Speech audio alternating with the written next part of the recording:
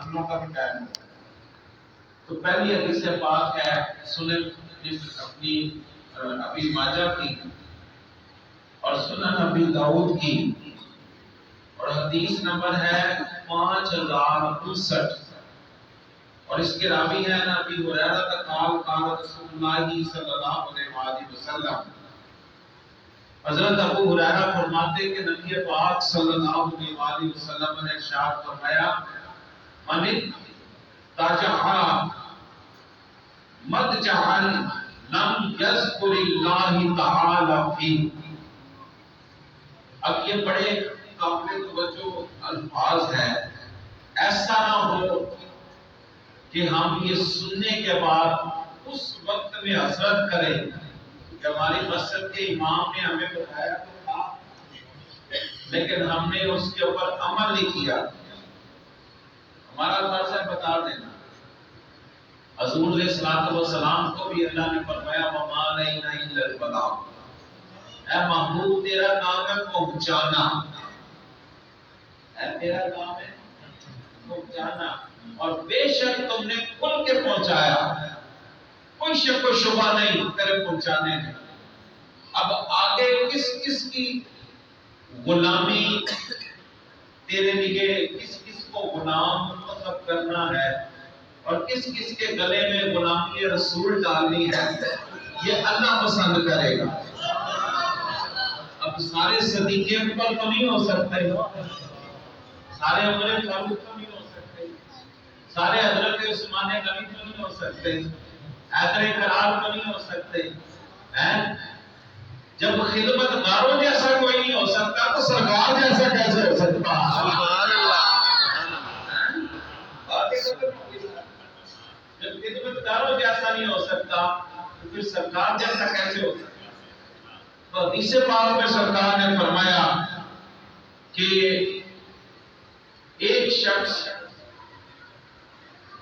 بروز قیامت اس بات پہ حسرت کرے گا، جب قیامت کا دن ہوگا نامہ اعمال کھلنے شروع ہو جائیں گے، تکڑ لگ جائے گا، اس وقت ایک بندہ کھڑا ہو کے اس بات پہ حسرت کرے گا کہ کاش میں کہیں پر بیٹھا تھا اور ایسے ہی فضول بیٹھ کے آ گیا، میں نے اللہ کا ذکر نہیں کیا۔ سبحان اللہ۔ ایسے ہی فضول بیٹھ کے آ گیا، میں نے اللہ کا ذکر نہیں کیا۔ اب آپ بھی آئے بیٹھے ہو مسجد میں، اب دیکھ لو کہ یہاں سے کچھ لے کے جانا ہے کہ خالی ہاتھ جانا ہے۔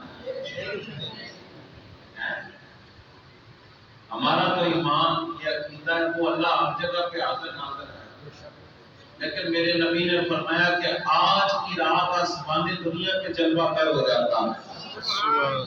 کھربا پتی آ کر تمہارے دروازے پہ نہیں کہتا سل ماں مجھ سے کتنا مانگنا چاہتا ہے، کبھی محمد بن سلمان نہیں آیا تمہارے دروازے پہ، میں چلو کسی اسلامی ملک کے سربراہ کا نام لوں، یہ تو بیچارے انگریزوں کی طرف دیکھتے ہیں کہ کسے پاسے ہو سنو ڈالر لپن ہیں، تو چلو میں کسی نیک اسلامی ملک کا نام لے رہا ہوں، طیب اردگان کا نام لے دیتا ہوں، کبھی وہ تمہارے دروازے پہ نہیں آیا کہ سل مانگ مجھ سے۔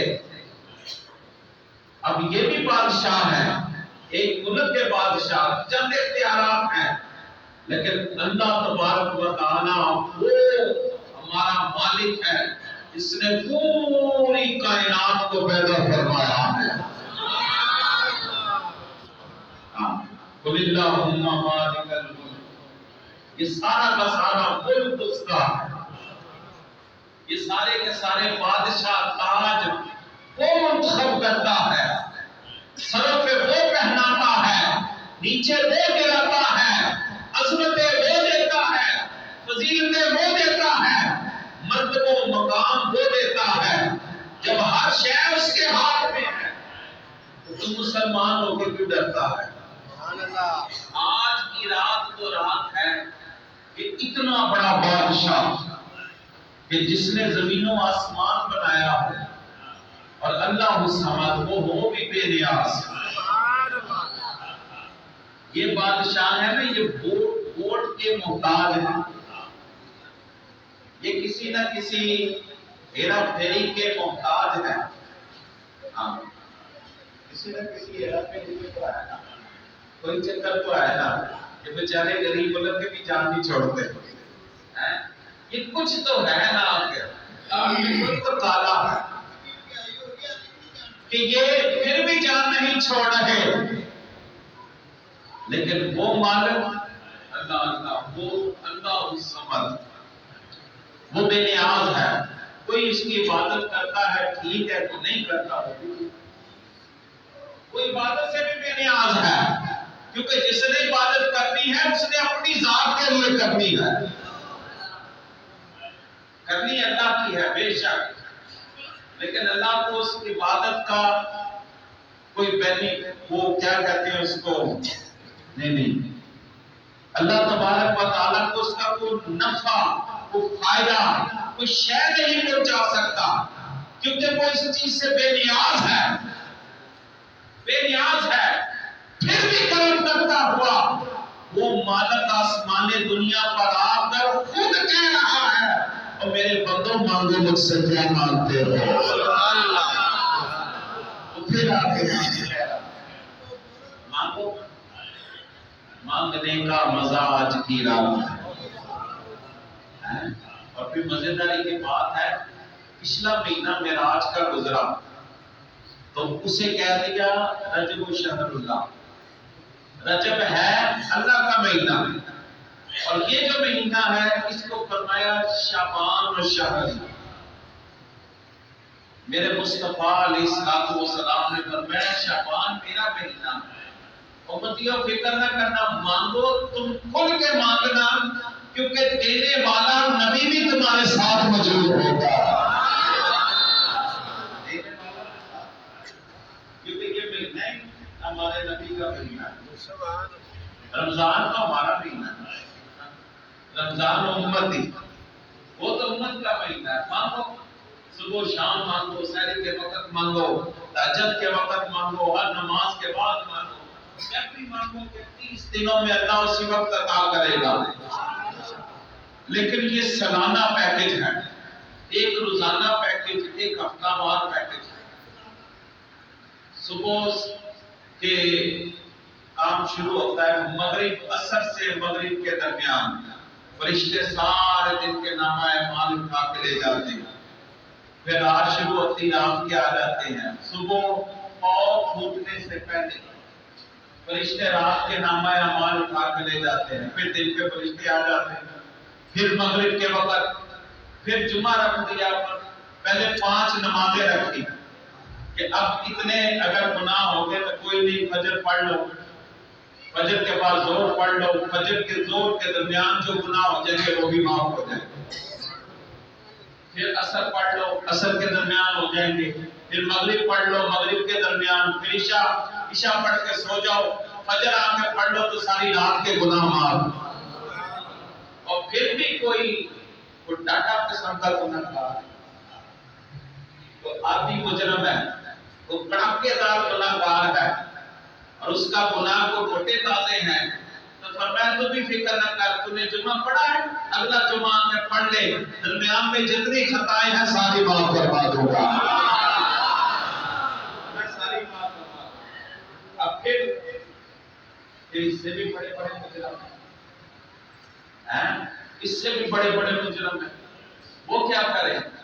فرمایا پھر تیرا پورے سال کا نامہ اعمال اللہ تعالیٰ شعبان المعظم کی 15 تاریخ کی رات کو سمیٹ دیتا ہے، اور سمیٹ کر میرے پاس آتا ہے.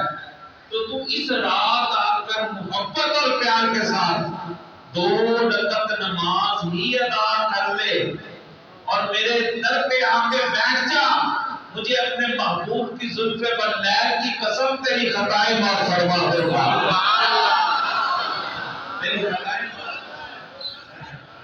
یہ عظمت والی رات ہے، یہ برکت والی رات ہے، یہ دروازہ یہ رحمت کا کھلا ہوا ہے. اللہ آسمان دنیا پہ جلوہ گر ہے. اب صرف ہے کمی تو ہمارے اندر ہے کہ ہم نے کیسے مانگنا. ہم نے کیسے کوشش کرنی؟ تو وہ بندہ بیٹھے گا پچھتائے گا، کاش میں کہیں بیٹھا، جامع مسجد داخلیہ میں بیٹھا، کبھی تعلیم کو پڑھ رہا تھا، کبھی فلانے کو چونی کاٹ رہا تھا، کبھی فلان کی چغلی کر رہا تھا، کبھی بار بار ٹائم دیکھ رہا تھا، موبائل دیکھ رہا تھا، کبھی کچھ کر رہا تھا، کاش نہ کرتا، اللہ کا ذکر کرتا۔ آپ تو کر رہے ہیں، جو غافل ہے میں اسے کہہ رہا ہوں۔ اب کیونکہ میں نے باہر باتیں تو ہے نہیں، آپ ہی ہیں، تو ان کو بھی شامل کر رہے ہیں، کیونکہ آتے ہیں وہی جن کو سرکار ہمارے پاس کی بات نہیں ہے، ہم کیسے پوری ماڈل کو کھینچ لائیں؟ اس در پہ وہی آئے گا جس کو اللہ اور اس کا رسول پسند فرمائے گا، جس کو وہ پسند فرمائے گا، تو وہ حسرت کرے گا۔ اور پھر ایک دوسرا شخص ہوگا اور وہ کہے گا من قعد مقعدا لم یذکر اللہ عز وجل فیہ الا کان علیہ تراتا یوم القیامہ۔ فرمایا کاش میں کسی محفل میں بیٹھا اور میں نے وہاں پر جا کر اللہ کا ذکر نہیں کیا، کاش کسی جگہ کھڑا ہوا، وہاں میں نے اللہ کا ذکر نہیں کیا اور میں اپنے بسترے پہ آ کے لیٹا، مجھے کام بھی کوئی نہیں تھا، کاش میں نے وہاں پر اللہ کا ذکر نہیں کیا۔ یہ سب کچھ وہ حسرت کرے گا قیامت والے دن۔ تو ابھی تو الحمدللہ قیامت نہیں آئی، ابھی تو شب رات کی رات جا رہی ہے، تو لہذا حسرت سے پہلے ہی محبوب کریم نے ہمیں اطلاع دے دی، تاکہ اس دن حسرت نہ کرنا، آؤ آج مل کے اللہ کا ذکر کرتے ہیں، تاکہ حسرت نہ رہے اس دن، اور یہ معمول بنا لیتے زندگی کا۔ اچھا اس کے 6 نفل ہیں، 2 کر کے نفل ادا کریں۔ پہلی رکعت کے اندر سورہ فاتحہ کے بعد سورہ اخلاص 21 دفعہ دونوں رکعتوں میں پڑھے اور 2 کر کے پڑھے، تو اللہ تعالیٰ ہر 2 نفلوں کے بعد عمر میں اضافہ، ہر مصیبت سے جان چھڑا دیتا ہے، اس کے حلال عطا فرماتا ہے اور انسان کے اخلاص میں برکت دے دیتا ہے۔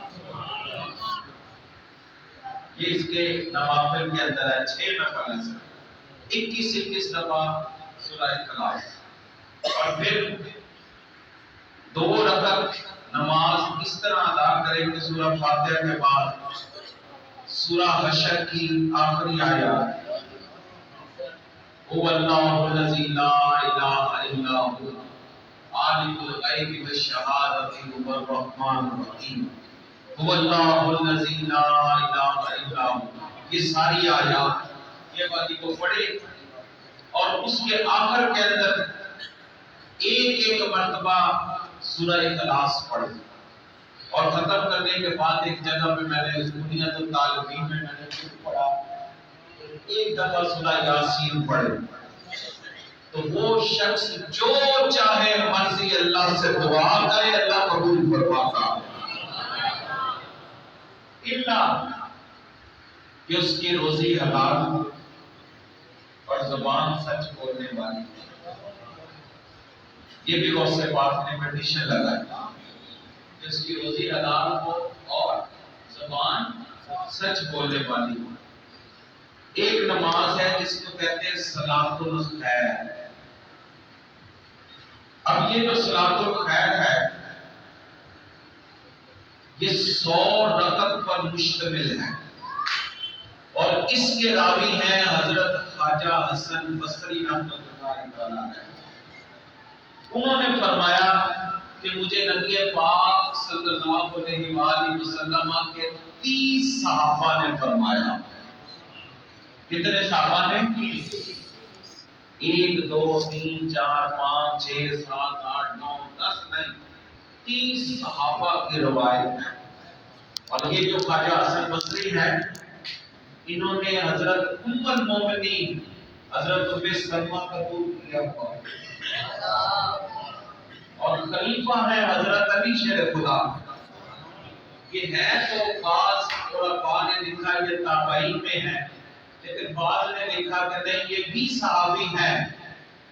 انہوں نے 55 میں حضور علیہ السلام کی زیارت فرمائی جب ام سلمہ کے ہاں، کیونکہ ان کی والدہ حضرت ام المومنین ام سلمہ کے گھر میں کام کرتی تھی، صفائی جھاڑو وغیرہ لگاتی تھی، اور وہیں سے کوئی سودا صرف لانا ہوتا حضرت ام المومنین ام سلمہ کے لیے وہ سودا صرف جا کر لے کر آتی. ایک دفعہ یہ خواجہ حسن بصری چھوٹے سے تھے، حضرت ام المومنین کو ان کی والدہ پکڑا گئی اور خود بازار میں کسی کام سے گئی اور لیٹ ہو گئی. یہ پیچھے سے رونا شروع کر دیا. اب ام المومنین کے پاس ایک برتن دودھ موجود نہیں تھا، تو آپ کے اس وقت عمر مبارک بھی تقریباً 55 سال کے قریب تھی. یہ میرے آقا علیہ الصلوۃ والسلام کی نگاہ سے ام المومنین کی کرامت ہے کہ آپ نے خواجہ حسن بصری کو اپنا دودھ پلایا، اور اللہ کی شان یہ اللہ تعالیٰ نے ان کی خاطر ام المومنین کو دودھ عطا فرما دیا. تو آپ نے فرمایا ہاں آزا یا سلمہ، یہ کیا ہے؟ تو کہا کہ یہ آج کے بعد حسن بصری آپ کا بیٹا ہے، یہ آپ کا بیٹا ہے.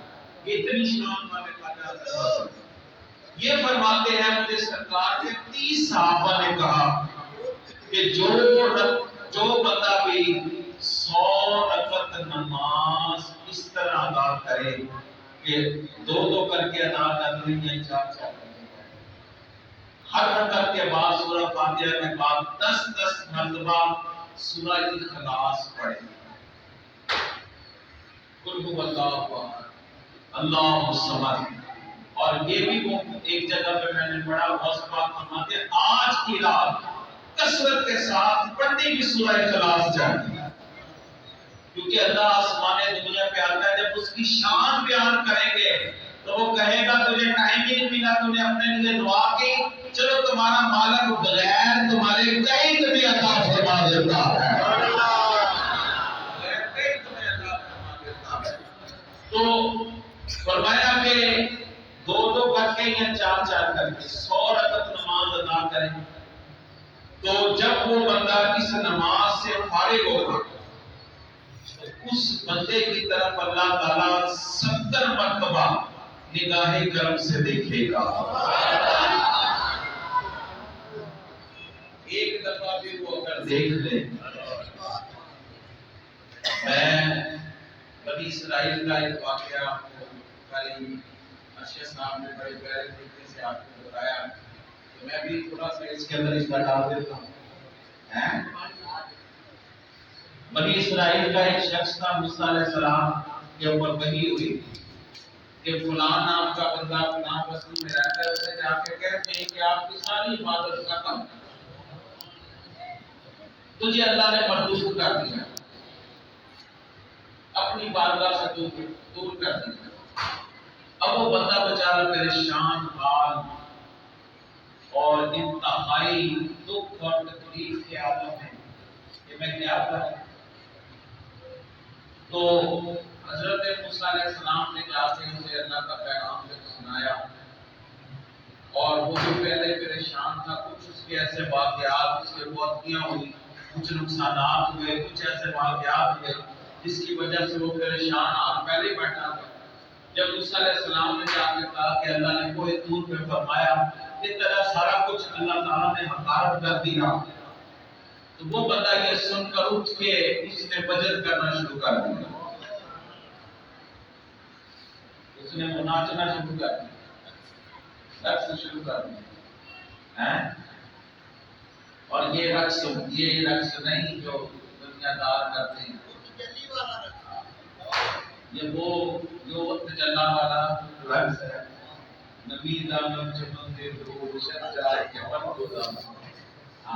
امیر خسرو نے جس کا ذکر کیا یہ وہ رقص ہے. موسیٰ علیہ السلام پہلے ہی بڑے جلالی ذرا سی بات پہ غصے میں آ جاتے ہیں. ایک دم غصہ آ گیا، اس کا گریبان پکڑا، اس نے کہا اب تیرا بیڑا غرق ہو گیا، اللہ نے تجھے اپنی رحمت سے دور کر دیا، اللہ نے تجھے مردود کر دیا اور تجھے اپنے آپ سے دور کر دیا، اور تو وجن کر رہا ہے، رقص کر رہا ہے۔ اس نے کہا میں نے یہ عبادتیں ریاضتیں اس لیے نہیں کی تھی وہ قبول کرے یا نہ کرے، میں نے تو اس لیے کی تھی کہ بس ایک دفعہ وہ میری طرف دیکھ لے۔